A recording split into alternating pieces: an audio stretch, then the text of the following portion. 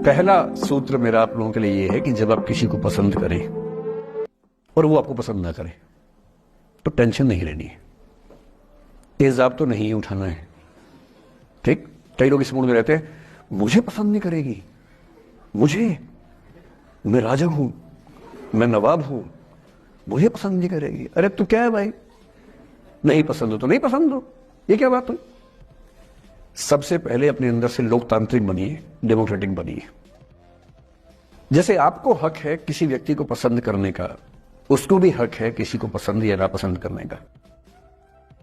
यदि कोई ऐसा व्यक्ति जिसको आप पसंद नहीं करते वो आपको प्रपोज करे तो आप उसको मना ही तो करेंगे।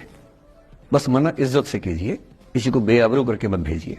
ये नहीं कि अच्छा तुम शीशा देखा है कभी, रुको रुको आईना मेरी जेब में लो, ऐसे नहीं करना है। बड़े बेआबरू होकर तेरे कूचे से हम निकले, वो वाला भाव जो गालिब को आया था वो भाव नहीं आना चाहिए। अगर कोई आपको कभी प्रपोज करे, आप लोगों की उम्र है, ये सब चलता ही होगा आप लोगों के बीच में, मैं आपको टीचर से सामने बोल रहा हूं लेकिन मैं ऐसा ही हूं, मैं जानता हूं कि आपकी उम्र में से होता होगा, सब जानते हैं तो होता ही होगा। कभी किसी से ये उम्मीद मत करना कि वो आपको पसंद करे ही करे। यदि कोई रिजेक्ट करे, बस हाँ रिजेक्ट थोड़ा प्यार से होना चाहिए, बदतमीजी से नहीं होना चाहिए। उसके अधिकारों का उतना ही सम्मान कर रहे हैं जितना आप अपने अधिकार का सम्मान करते हैं कि ठीक है भाई आपको मैं पसंद नहीं, कोई बात नहीं, तू नहीं कोई और सही, कोई और नहीं कोई और सही, बहुत लंबी है जमीन मिलेंगे लाख हंसी, इस जमाने में सनम तू अकेली तो नहीं। कितने लोग हैं दुनिया में, ऐसा क्या है? और मैंने बहुत प्यारे प्यारे बच्चों को देखा रोते बिलखते हुए कि मैंने उसको प्रपोज किया, उसने मुझे मना कर दिया। अंकल, छोटे छोटे बच्चे आजकल मुझे लव गुरु मानते हैं अपने आसपास, वो मेरे पास आके ऐसी ऐसी बातें बताते हैं बड़ी क्यूट तोतली आवाज में, मैंने उसको प्रपोज किया, उसने मुझे ऐसे ऐसे वाली आवाज में एकदम रोते बिलखते हुए। तो मैं बोलता हूँ बधाई हो बहुत बहुत तुम्हें, कॉन्ग्रेचुलेशन। मैंने अपनी जिंदगी में ऐसे 50 मामले देखे और 50 में से कम 49 मामले में जब कहीं दिल नहीं लगा, बाद में उससे बेहतर ही व्यक्ति मिला। अगर कभी ऐसा हो ना, मन ही मन में बधाई देना अपने आप को कि बच गया। हां बोल देता तो फंस जाती, हां बोल देते तो मर जाता। और मन में भाव वही रखना है, तो नहीं कोई और सही माखन, स्ट्रेस नहीं लेना है। मैं जानता हूं कि आपकी उम्र में आसान नहीं होता, आपको रात रात भर सपने आएंगे, बेचैनी होगी, करवटें बदलते रहे सारी रात हम, आपकी कसम आपकी कसम, ये सब ड्रामा होता है।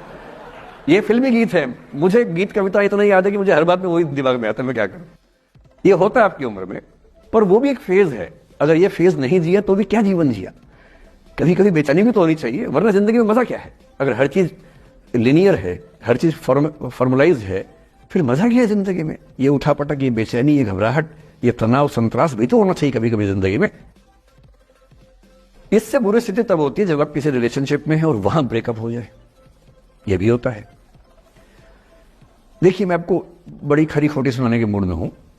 जिस तरह का प्रेम आप लोगों की पीढ़ी में होता है, मैं ये नहीं कहता कि आपकी पीढ़ी खराब है, हर पीढ़ी ऐसी होती है, बस ये कि आपकी पीढ़ी को सुविधाएं ज्यादा मिल गई हैं।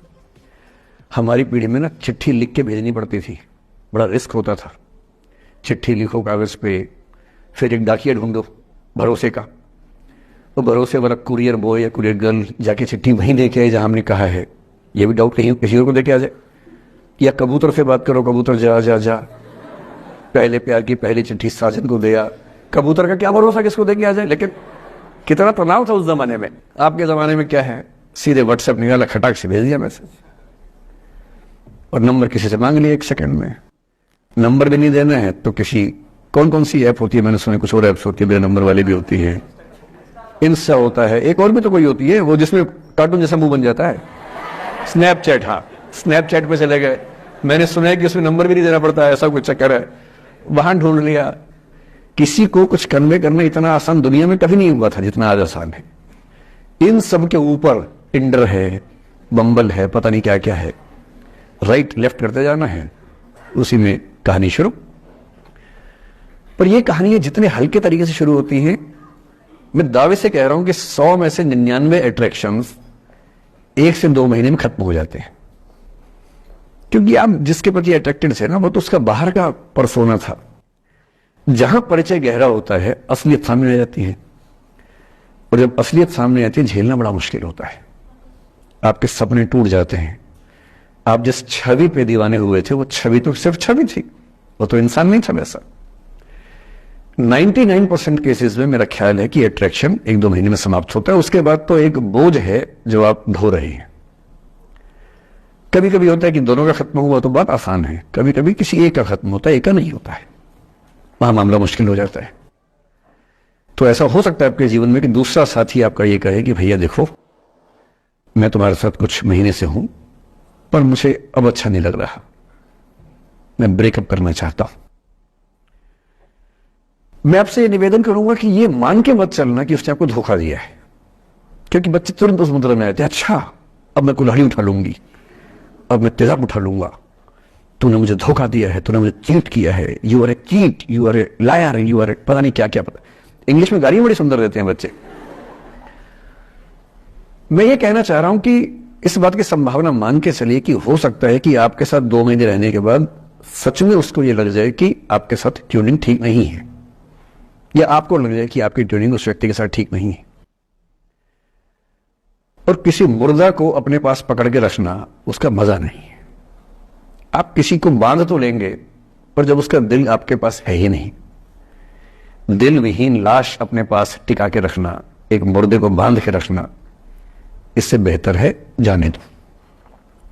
बांधना नहीं, बांधते वो हैं जिनमें असुरक्षा बहुत ज्यादा होती है।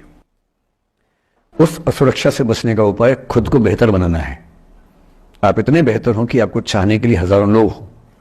क्यों आप इतना डिपेंडेंट होते हैं कि इस एक व्यक्ति के अलावा मेरा कोई है ही नहीं दुनिया में, ऐसा क्यों सोचना है?